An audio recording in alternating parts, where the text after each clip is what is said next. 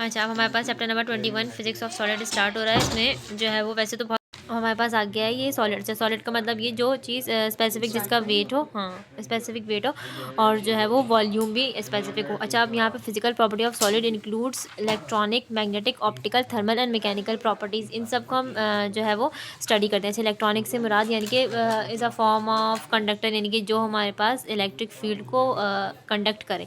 Electronic आ गया। फिर magnetic field जिसके अंदर से पास ऑन हो, वो सॉलिड डिफरेंट होते हैं। और जो डी मैग्नेट यानी कि जो पैरामैग्नेट होते हैं या नॉन मैग्नेटिक होते हैं, वो डिफरेंट तरह के सॉलिड होते हैं।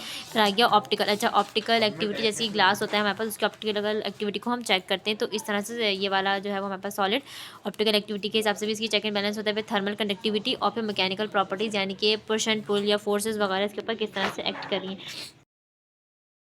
उसके बाद जो बेसिक हमारे पास क्लासिफिकेशन है वो 3 तरह की क्लासिफिकेशन है सॉलिड में। बेसिक है हमारे पास क्रिस्टलाइन, अमॉर्फस और पॉलीमेरिक। अच्छा, क्रिस्टलाइन का मतलब वो सॉलिड जो क्रिस्टल फॉर्म में पाए जाते हैं, जो कि हमारे पास बेसिक होता है डायमंड। यहाँ पे इसकी एग्जांपल भी दिया हुआ, डिफरेंस की फॉर्म में लिखा हुआ है, तो डायरेक्टली डिफरेंस की फॉर्म में इसको पढ़ लेते हैं। डायमंड हमारे पास जो है वो क्रिस्टलाइन सॉलिड, इसका शेप या स्ट्रक्चर देखते ही हमें पता चल जाता है कि ये जो है वो अगर टूटेगा भी तो इसके जो हमारे पास पीसेस मिलेंगे हमें वो in the form of crystals होंगे। और ऐसा ही होता है जिस तरह के शुगर के क्रिस्टल्स होते हैं या सॉल्ट के क्रिस्टल्स होते हैं। यहाँ पे इस एग्जांपल भी लिखी हुई। फिर आता है ग्लासी सॉलिड्स। ग्लासी सॉलिड वो होते हैं जो कि हमारे पास विंडो ग्लासेस या कुछ प्लास्टिक्स होती हैं, जो ट्रांसपेरेंट प्लास्टिक्स होती हैं ना, उनको हम ग्लासी सॉलिड्स में कंसिडर करते हैं। फिर आता है अमॉर्फस सॉलिड, जो हमारे पास रबर या प्लास्टिक जो कलर्ड प्लास्टिक होती हैं उनको हम अमॉर्फस सॉलिड्स में कंसिडर करते हैं। और फिर पॉलीमेरिक आते हैं जिसके अंदर लॉन्ग चेन ऑफ नेटवर्क्स हो, और वो हमारे पास पॉलीथीन या फिर पॉली इथाइलिन से भी बन सकते हैं, यानी कि सारी की सारी वो प्लास्टिक जो हमारे पास शॉर्ट चेन ऑर्गेनिक कंपाउंड से बनी हुई है।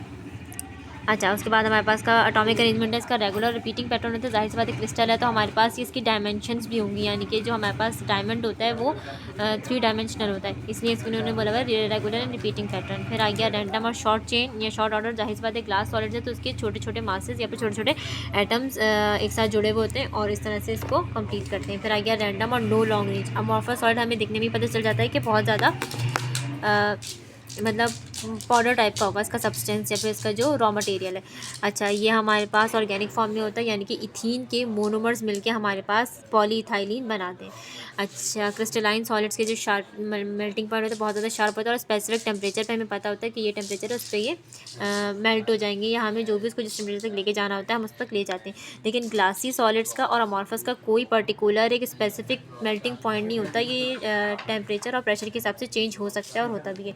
फिर आ गया हमारे पास लोअर देन क्रिस्टलाइन सॉलिड, इसका भी पॉलीमेरिक का भी वेरी करता है हमारे पास मेल्टिंग पॉइंट। फिर रिजिडिटी, ये बहुत ज़्यादा जो है वो रिजिड है, यानी कि बहुत ज़्यादा हार्ड है इन टर्म्स ऑफ, अगर मैं इसको कंप्रेस करूँ इसके मतलब इसके अगर अपोजिट में देखूँ, हमारे पास जो अमॉर्फस सॉलिड होता है वो बिल्कुल भी रिजिड नहीं होता, और पॉलीमेरिक जो होता है वो काफ़ी ज़्यादा फ्लेक्सिबल होता है। जैसे कि हमने पॉलीथीन बैग्स देखी हैं, वो काफ़ी ज़्यादा फ्लेक्सिबल होते हैं, उसको हम फोल्ड कर सकते हैं, रोल कर सकते हैं, किसी भी फॉर्म में ला सकते हैं। लेकिन ना क्रिस्टलाइन सॉलिड को फोल्ड और रोल कर सकते हैं और ना ही ग्लासी सॉलिड्स को फोल्ड और रोल कर सकते हैं। फिर आ गया ट्रांसपेरेंसी। जाहिर सी बात है क्रिस्टलाइन सॉलिड ज़्यादातर ट्रांसपेरेंट होते हैं या फिर ट्रांसलूसेंट होते हैं, यानी कि जो ओपेक ऑब्जेक्ट्स होते हैं वो हमारे पास अमॉर्फस है जिसके आर पर हम नहीं देख सकते। ग्लासी सॉलिड में हमारे पास दोनों तरह की जो है वो मतलब प्रॉपर्टी होती है, ट्रांसपेरेंट भी और ओपेक भी। जैसे कि हमारे पास 2 तरह की ग्लास होते हैं। जो विंडो ग्लास होता है उसमें भी हमारे पास अगर ब्लैक शीशा है तो उसके आर पर हम नहीं देख सकते, लेकिन अगर वाइट है तो उसमें से हम मतलब लेंस की तरह उसको इस्तेमाल कर सकते हैं। उसके बाद आ गया पॉलीमेरिक सॉलिड। अच्छा, ये भी डिपेंड करता है ट्रांसपेरेंसी पे, यानी कि हो सकता है कि प्लास्टिक की वो फॉर्म जो हम यूटिलाइज़ कर रहे हैं, हो सकता है या हम कंज्यूम करें, वो जो है वो ट्रांसपेरेंट हो। और दो मल्टीपल तरह की शॉपिंग बैग्स होती हैं जिसके अंदर हमारे पास कलर्ड कंपाउंड इस्तेमाल होते हैं, वो खुद ब खुद ओपेक हो जाते हैं। और फिर ये इनकी एग्जाम्पल्स आ गई। अच्छा, फिर क्या गया डिफॉर्मेशन। डिफॉर्मेशन का मतलब क्या होता है हमारे पास कि कोई भी ऐसी चीज़ जो अपनी फॉर्म को चेंज कर ले। अब या तो वो इसके लिए बेनिफिशियल हो, या तो वो इसके लिए फिर बेनिफिशियल का पॉजिटिव, हाँ प्रॉपर्टी को उसकी जो है वो ख़राब करे। ठीक है, ये हमारे पास इसकी जो है वो क्या कह रही थी मैं, डिफॉर्मेशन हो गई। अच्छा, अब डिफॉर्मेशन जाहिर सी बात है फोर्स की वजह से होती है, यानी कि कोई हम जो अब फोर्स उसके ऊपर अप्लाई करें वो उसके स्ट्रक्चर को या उसके पैटर्न को ख़राब कर रहा है तो वही स्ट्रक्चर हमारे पास डिफॉर्म हो जाएगा। जैसे कि हम थर्माकोल को जब हीट करते हैं, ठीक है। इधर सॉर्ट ऑफ फोर्स हम उसके ऊपर अप्लाई करें जिसकी वजह से उसका स्ट्रक्चर बिल्कुल ही डिफॉर्म हो जाता है। तो यहाँ पे हम डिफॉर्मेशन की इस तरह प्लास्टिक भी है या आयरन भी, आयरन को भी मैं मेल्ट करूँगी तो वो हीट होकर डिफॉर्म होना शुरू हो जाता है। अब इन्होंने बताया हुआ डिफॉर्मेशन इन वन डायमेंशन। अगर अच्छा, स्ट्रेस क्या होगा, फोर्स पर यूनिट एरिया, यानी कि किसी एरिया पे मैं कितनी फोर्स लगा रही हूँ पर यूनिट एरिया, यानी कि 1 यूनिट पर एरिया के हिसाब से अगर हम उसके ऊपर फोर्स लगाएंगे वो उसका होगा स्ट्रेस। उसके अंदर जितनी भी चेंजेस आएंगे उसका स्ट्रक्चर जितना भी डिफॉर्म होगा वो आ जाएगा हमारे पास डिफॉर्मेशन। स्ट्रेन होता है हमारे पास स्ट्रेच या फिर कंप्रेस। मैं किसी चीज़ को स्ट्रेच करूँ या कंप्रेस करूँ, जैसे कि रबर बैंड होता है, उसको अगर मैं एक हद से ज़्यादा खींचूँ तो वो टूट जाता है खुद ब खुद, ठीक है, क्योंकि उसकी स्ट्रेचेबिलिटी या कंप्रेसिबिलिटी इससे ज़्यादा नहीं है, तो वो हमारे पास स्ट्रेन कहलाता है। अच्छा, बस ना। अच्छा, उसके बाद हमारे पास जो है वो 2-3 तरह की यहाँ पे इन्होंने एग्जांपल्स दी हुई हैं स्ट्रेस की। सबसे पहले तो टेंशन, यानी कि किसी चीज़ में अगर हम किसी चीज़ को हम स्ट्रेच करेंगे तो उसके अंदर टेंशन प्रोड्यूस होगी। जैसे कि रबर बैंड को हम स्ट्रेच करते हैं उसके अंदर टेंशन प्रोड्यूस होती है, और जैसे ही मैं उसको फिर दोबारा से फ्री करूँगी तो अपनी रियल पोजीशन पर आ जाएगा, अगर तो उसके अंदर इतनी एबिलिटी हुई कि वो वापस आ सके, वरना तो वो डिफॉर्म भी हो सकता है। इस तरह से कंप्रेशन, अगर मैं किसी चीज़ को कंप्रेस कर रही हूँ, ठीक है, तो हो सकता है उसका स्ट्रक्चर जो है वो डिफॉर्म हो जाए, वापस ना आए। जैसे कि स्पंज होता है जिससे हम बर्तन वगैरह धोते हैं, ठीक है, उसको मैं जितना भी कंप्रेस कर लूँ वो वापस अपने ओरिजिनल शेप पे आ जाता है। वो वाली फोर्स हमारे पास कहलाएगी कंप्रेसिबिलिटी या कंप्रेशन, ठीक है।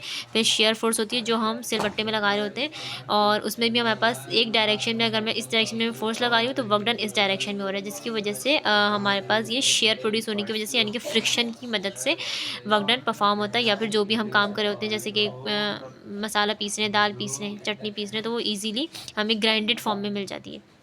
अच्छा, उसके बाद यहाँ पे हमारे पास एक मॉड्यूलस है, सॉर्ट ऑफ स्टेटमेंट भी कह सकते हैं हम। When stress is sufficiently low, जब हम स्ट्रेस को इतना कम कर दें, deformation is cause direct proportion to the stress value, यानी कि जितना मैं किसी चीज़ में स्ट्रेस अप्लाई करूँगी या फोर्स अप्लाई करूँगी तो उसी के नतीजे में हमारे पास उतना ही मेरे पास क्या आएगा, इलास्टिक मॉड्यूलस, यानी कि उसके अंदर उतनी ही डिफॉर्मेशन आना शुरू हो जाएगी।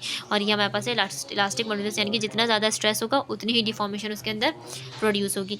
और हुक्स लॉ भी यही कहता है कि स्ट्रेस बराबर है elastic modulus multiply by strain. Strain का मतलब यही है चेंजिंग इन स्ट्रक्चर। अच्छा, फिर यहाँ पे उन्होंने कहा है stress produces larger strain and noticeably deformation happen. अगर हम इतना स्ट्रेस अप्लाई कर दिया कि स्ट्रेन में हद दर्जे के हिसाब से स्ट्रेन बहुत ज़्यादा बढ़ गया, जिसकी वजह से डिफॉर्मेशन ऑटोमेटिकली हैपन हो जाएगा। अब इन्होंने देखो एग्जांपल दी हुई है रबर बैंड और स्टील की, कि मैंने एक ही फोर्स लगाई रबर बैंड के ऊपर और वही फोर्स लगाई स्टील के ऊपर, दोनों को मैंने स्ट्रेच किया तो रबर बैंड इजीली स्ट्रेच हो गया और वो डिफॉर्म हो गया। लेकिन वही फोर्स जब मैंने स्टील के ऊपर लगाई तो वो ऐसे उसने नहीं किया। क्यों? क्योंकि एक तो हमारे पास रबर जो है वो उसका जो मतलब इलास्टिक मॉडुलस था वो कम था, यानी कि उसके अंदर जो स्ट्रेचेबिलिटी की जो एबिलिटी थी वो कम थी। लेकिन स्टील जो था उसको मैं जितना भी मतलब खींच दूँ या स्ट्रेच करूँ उसके ऊपर कोई फ़र्क नहीं पड़ेगा, यानी कि डिफॉर्म नहीं होगा वो, इन शॉर्ट। अच्छा, फिर क्या आ गया हमारे पास यंग्स मॉडुलस। यंग मॉडुलस क्या कहते हैं, ये कह रहा है it is a mechanical property, ये किसी सॉलिड की अपनी प्रॉपर्टी या खासियत है जो तब मेजर होती है जब उसकी स्टिफनेस या फिर इलास्टिसिटी। अच्छा, स्टिफनेस का मतलब क्या है कि जैसे कि अभी हमने स्टील की बात की तो स्टील जो है वो स्टिफ है as compare to rubber band, और रबर क्या है, इलास्टिक है। तो रबर बैंड की इलास्टिसिटी है और स्टील की स्टिफनेस है of solid material, and it computes how much a material will deform. और ये हमें बताता है कि हमने जब स्ट्रेस अप्लाई किया तो मटेरियल कितना डिफॉर्म हुआ है, वो उसके यंग मॉडुलस पे डिपेंड करता है, यानी कि उसकी इलास्टिसिटी पे डिपेंड करता है। और यंग मॉडुलस का जो हमारे पास फॉर्मूला है वो बराबर है y = फोर्स अपॉन ए, यानी कि वही फॉर्मूला जो हम प्रेशर के लिए अप्लाई करते हैं, और यूनिट्स भी तकरीबन सेम ही है, पास्कल, PA और न्यूटन पर मीटर स्क्वायर। अब यहाँ पे जो अच्छा, अब हमारे पास ये उन्होंने एग्जांपल दी हुई है हायर, मतलब ये हमारे पास सिलेंडर है जिसका साइज़ छोटा है, यानी कि लेंथ भी छोटी है, और ये हमारे पास सिलेंडर हमें दिख रहा है, यानी कि बड़ा है। अब मैंने इसको पहले ये इतना था, जब मैंने इसको स्ट्रेच किया तो उसकी जो लेंथ है वो इतनी हो गई, यानी कि जो चेंज आया उसके मैं क्या कहूँगी, डेल एल। और यही चीज़ उन्होंने बोली हुई the amount of extension of the object, ये जो इसके अंदर एक्सटेंशन आई है यहाँ से इतनी और यहाँ से इतनी, ये डिपेंड किसके ऊपर करती है, अप्लाइड फोर्स के, मैं उसके ऊपर कितनी फोर्स अप्लाई कर रही हूँ, दूसरा ये मटेरियल कौन सा इस्तेमाल कर रही हूँ, और तीसरी डायमेंशंस क्या है, यानी कि देखो इसकी जो हम चेंज आया वो लेंथ के डायमेंशन में चेंज आया, इसका वॉल्यूम पिक एज सच इतना ज़्यादा फ़र्क नहीं पड़ा होगा अगर मैं इसको यहाँ से स्ट्रेच करने के बजाय इस तरह से स्ट्रेच करती तो फिर इसकी ब्रेथ में चेंजेस आती, लेकिन अभी इसकी लेंथ में चेंजेस आई। ठीक है, तो ये कह रहे हैं कि जिस डायमेंशन में हम वर्क डन करते हैं उसी डायमेंशन में यंग मॉडुलस पे इसके इक्वल होता है। फिर उन्होंने बाद में जो है वो डेरिवेशन कराई। अच्छा, अब टॉपिक के बाद हमारे पास यंग्स मॉडुलस की छोटी सी डेरिवेशन है। यंग मॉडुलस हमारे पास बराबर होता है stress upon strain. Stress is equal to pressure, यानी कि जो वो फोर्स जो हम अप्लाई करते हैं किसी भी चीज़ को डिफॉर्म करने के लिए, फोर्स अपॉन एरिया। और फिर स्ट्रेन हमारे पास होता है द रेशो ऑफ लेंथ, यानी कि original length and the ratio of change in length, यानी कि जो उसमें चेंज आया है उसका रेशो हम लेते हैं इनिशियल, यानी कि जो हमारे पास इनिशियल लेंथ होती है एट स्टार्ट उसमें। फिर इन दोनों चीज़ों को, यानी कि इन दोनों प्रॉपर्टीज़ को हम पुट करेंगे यंग मॉडुलस में। डिवाइड का साइन है, रेसिप्रोकल होगा, तो यहाँ पे हमारे पास यंग मॉडुलस का एक छोटा सा फॉर्मूला निकल के आएगा जो कि y equal to F into L upon del L और एरिया।